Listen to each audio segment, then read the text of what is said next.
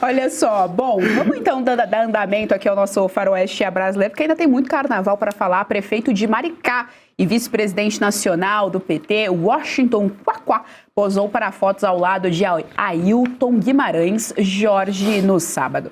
Também conhecido como Capitão Guimarães. Ele está entre os nomes mais famosos ligados à cúpula do Jogo do Bicho no Rio de Janeiro.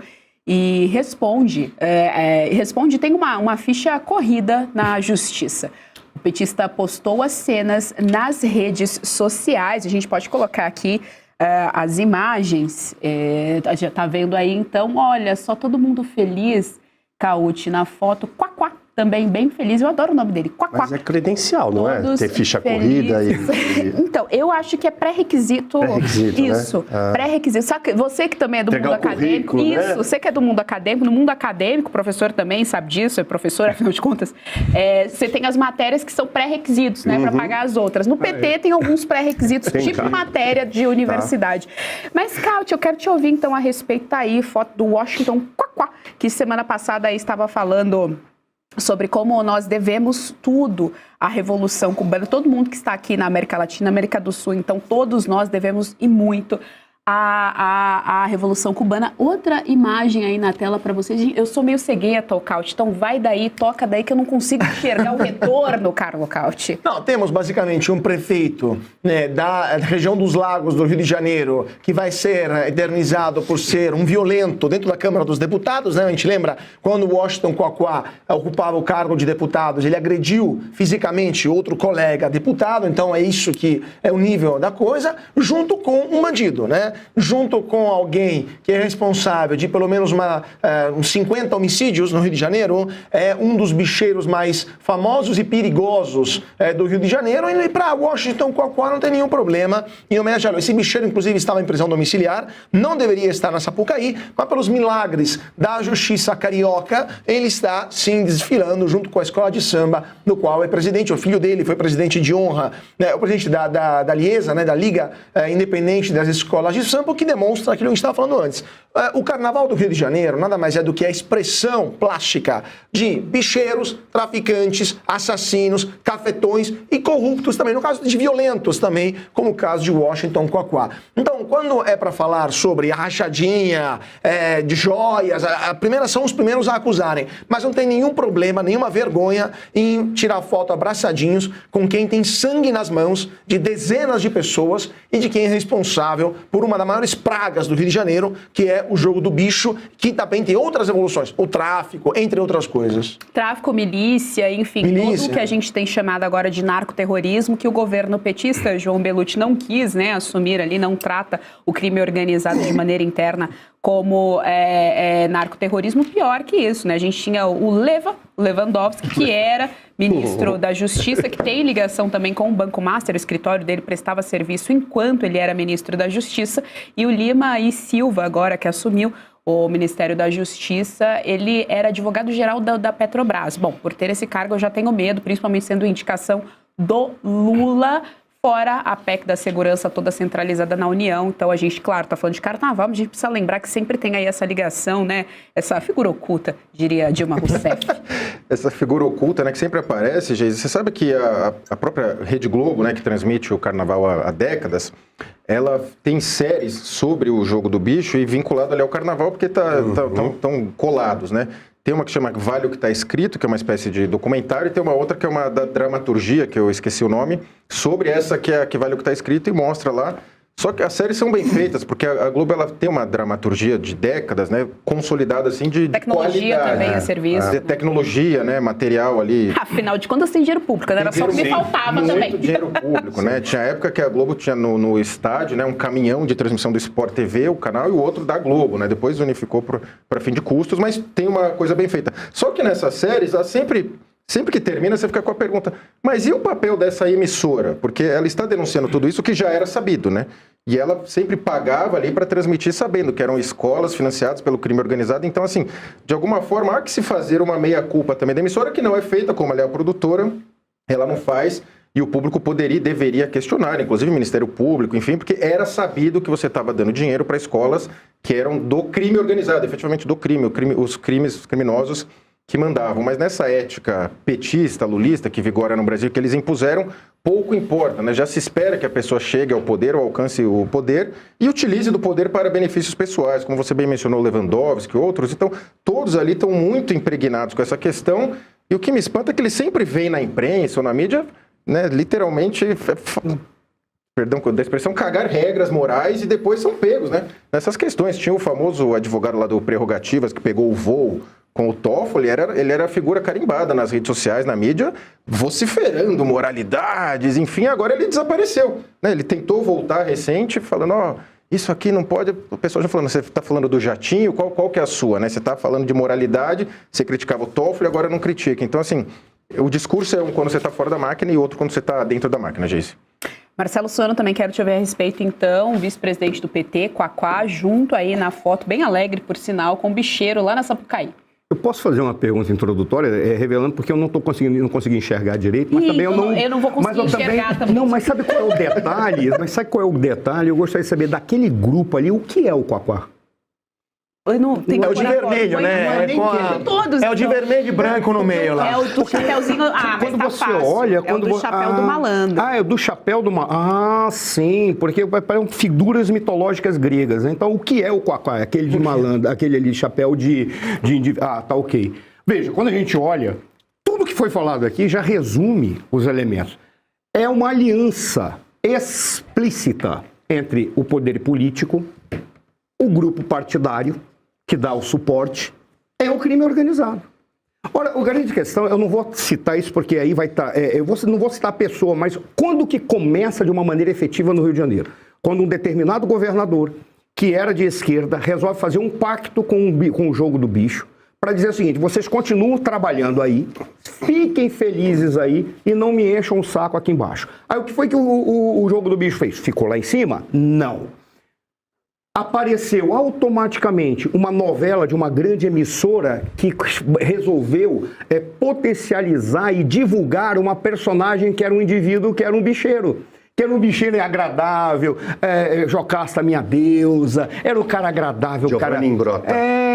Senhora do Destino. Exato. Aí tava lá, aí tornaram o bicheiro uma figura agradável da sociedade, faz parte da cultura. Na realidade, não faz parte da cultura. O que eles fizeram? A partir daí, eles expandiram as ações, foram simplesmente diversificando os investimentos, passaram para outros segmentos do crime organizado e aplicaram no narcotráfico. Porque eles que tinham capital, é só uma questão de entender. Por favor, já que vocês querem, vocês do PT, estuda um pouco de microeconomia.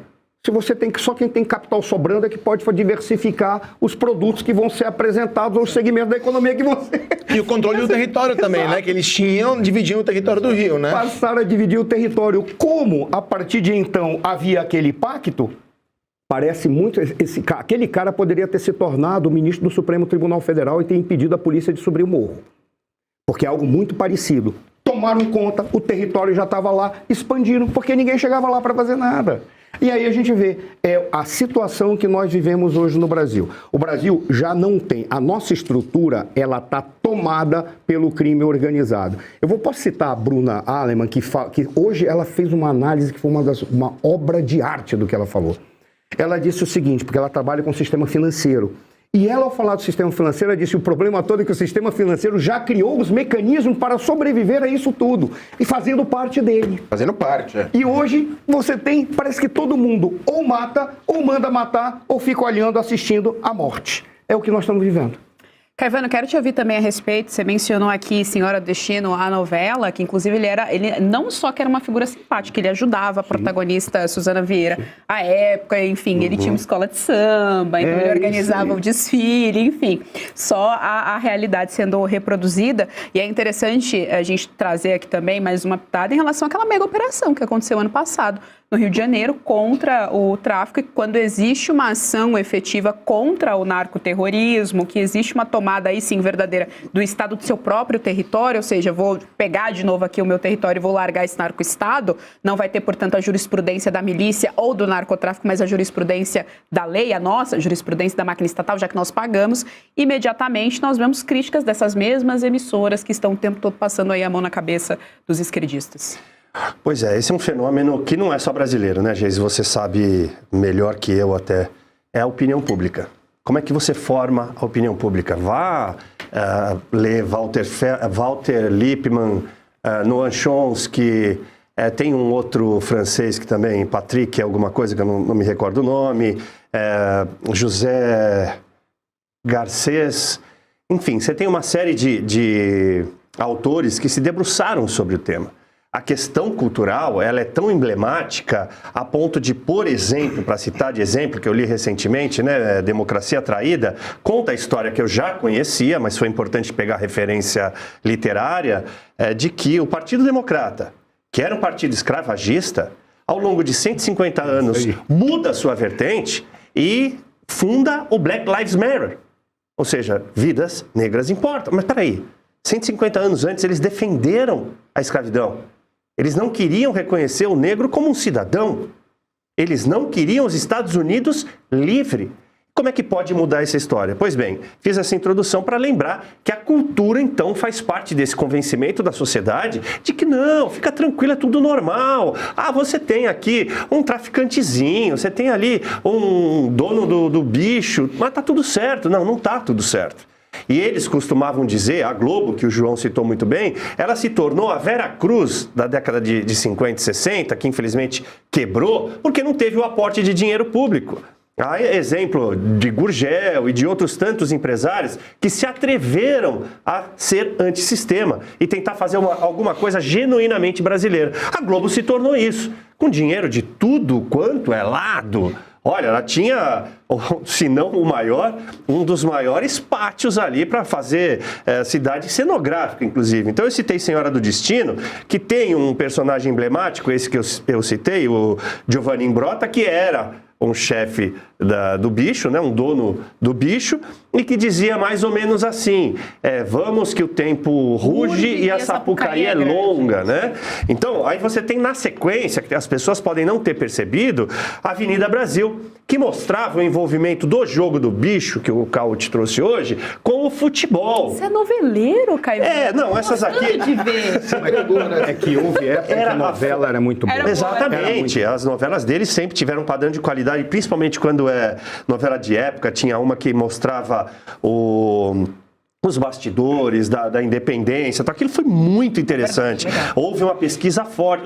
Alguns autores podiam nem ter estado lá, tá? Para ser muito honesto, mas de toda sorte a história era verídica. Como voltou agora, Dona Beija, tá, se eu não estiver enganado, está no Prime Video, que é de época, mostrando o que acontecia logo após a abolição dos escravos no Brasil, que não eram aceitos, mas que alguns ganharam dinheiro por causa das minas de ouro e ascenderam em Minas Gerais. É muito interessante você ver.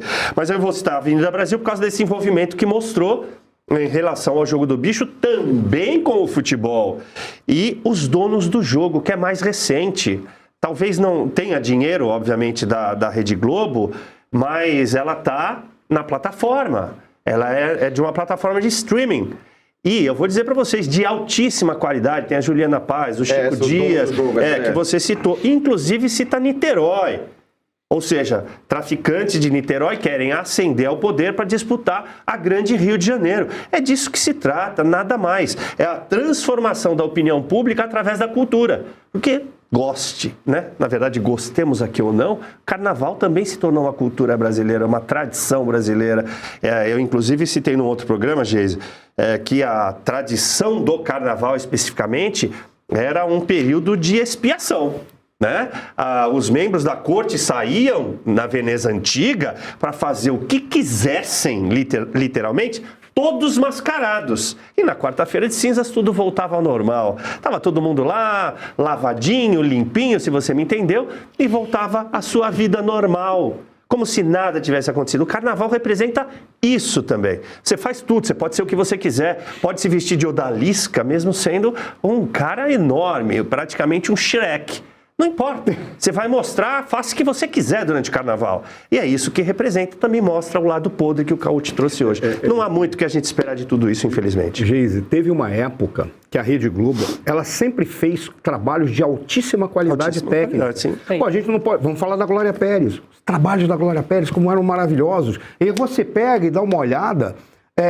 Houve época, é só isso que eu queria falar isso, houve época que a Globo, ela fazia um trabalho de tão alta qualidade que a Globo foi uma das principais reivindicadoras para ao combate, para buscar determinadas instituições brasileiras para combater o comunismo, em defesa da democracia. E hoje eles fazem de conta que isso nunca aconteceu. Hoje se arrepende. Hoje se arrepende. Se arrepende porque é o cara que agora está ganhando dinheiro com quem não presta. Claro. Né? Claro. Cauti Esse é o pediu a problema. palavra também. Cauti, imagina, eu achei que você tinha finalizado já, professor. Não, eu pensei que ele não ia Cauti, eu falar. lembro de você toda vez, porque por falar em novela, eu estou assistindo Por Amor.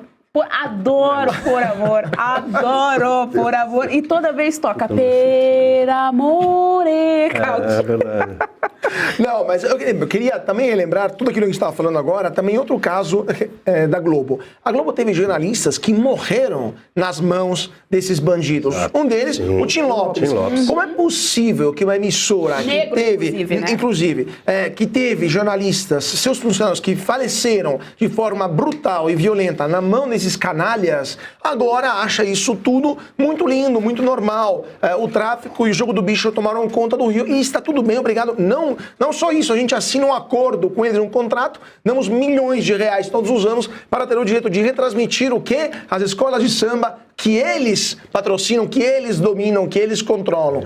E além disso, pior de tudo, essa patifaria e esse carro alegórico sobre o Lula também não podia deixar de homenagear o Rubens Paiva, né? Ainda estamos aqui, etc. Detalhe, temos também, agora a gente viu a foto do Quaquá abraçado com um bicheiro que foi militar e que é acusado de ser um torturador do doicode durante a ditadura. Deixa eu entender, mas é o Rubens Paiva ou é o Capitão Guimarães? Porque das duas, uma, ou você ainda está aqui, ou você abraça bicheiro acusado de ser terrorista, de ser torturador. Não é nas duas, uma, entendeu? Ou temos um problema de dissonância cognitiva, que tá bom, o Rubens Paiva e tá ótimo também o torturador. Então isso, a Globo tá perdendo completamente o rumo, porque o nível, não só das novelas, mas intelectual, além de moral, de muita gente lá no Projac está tão baixo que se você perguntar o que foi a ditadura, era Bolsonaro! É isso que acontece, entendeu? Exatamente isso. Olha só, nós somos mais de 10 mil telas acompanhando aqui o Faroeste Brasileira e nós somos